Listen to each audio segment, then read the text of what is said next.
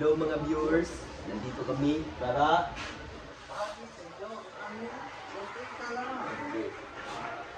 ano ito? Fire alarm system. Ito ay papunta sa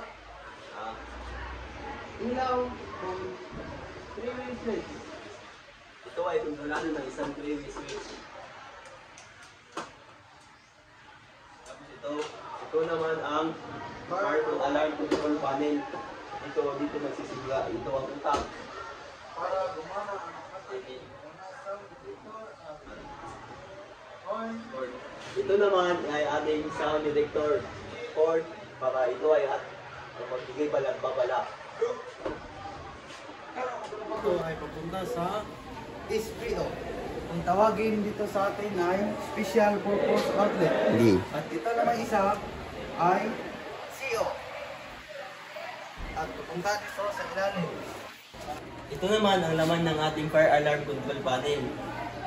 Itong pula na ito, direct ito sa ating manual push button. At ang isa naman na ito ay para sa ating smoke detector.